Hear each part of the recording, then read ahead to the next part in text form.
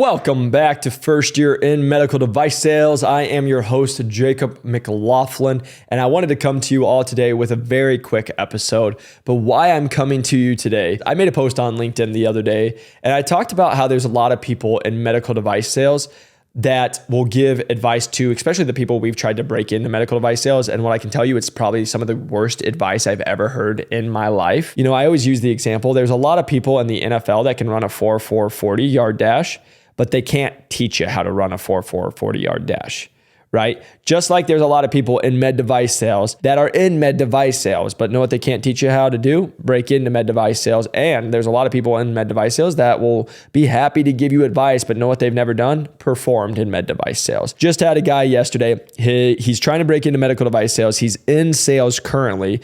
And then he tells me that his stepdad and his brother are both in medical device sales. They both gave him the advice as you should sit and wait for the opportunity to come to you because you're already in sales.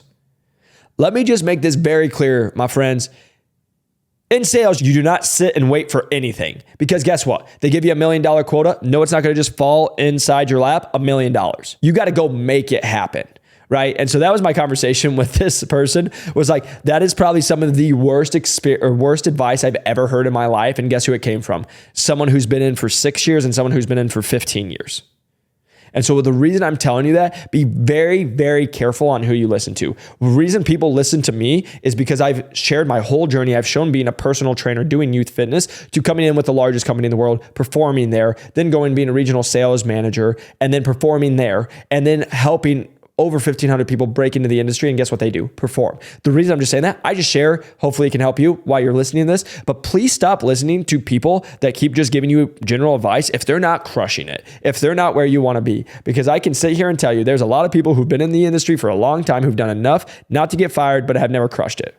And they'll be like, well, Jacob, I'm playing the long game. I'm trying to do this for the next 35 years. Great. Not trying to be that. That's not me. Maybe that's you. If that's it, take the advice from them. But what I would say here and tell you, don't take advice from people who aren't doing what you want to do. And don't take advice from people who don't understand where you want to go.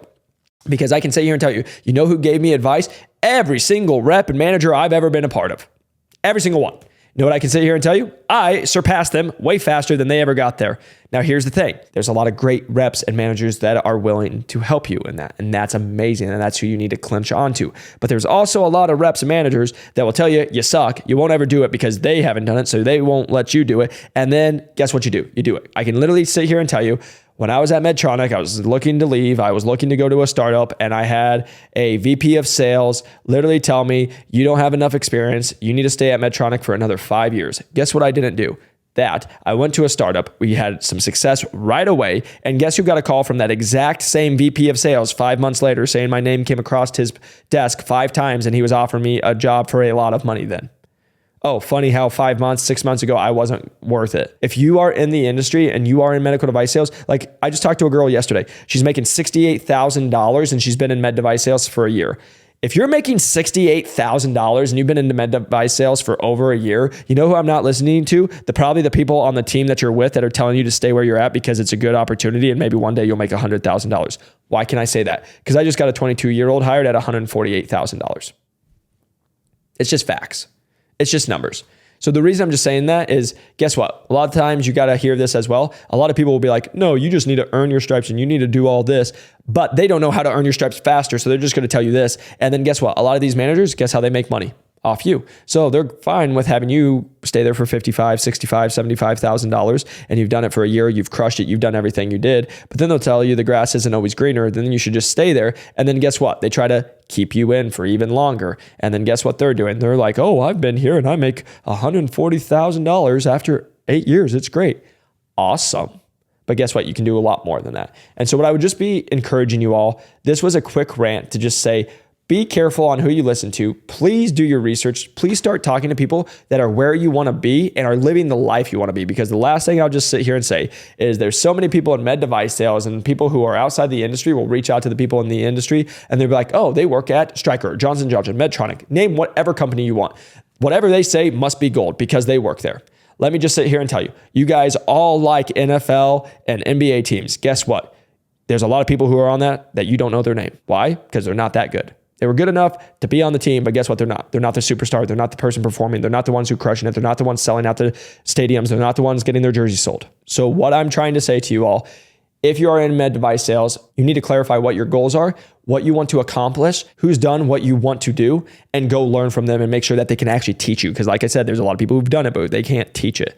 That's what my encouragement is for you, because there will be a lot of people who will take advice from Jim or Sarah, and Jim and Sarah have never made more than 200 grand, but then they're telling you how to make more than 200 grand, but they've never done it. And now you're taking advice from them. And what I would just sit here and tell you, this is your life. This is your career. The only thing you can't get back in life is time, and make sure that you go make the most of it. And please stop listening to people who haven't done what you want to do, because otherwise you will sit here and say, I should have never listened to them. They were never right. I was actually right. And I will say, I agree. So hope this is helpful. I just want you all to be as successful as possible. I want you to have success.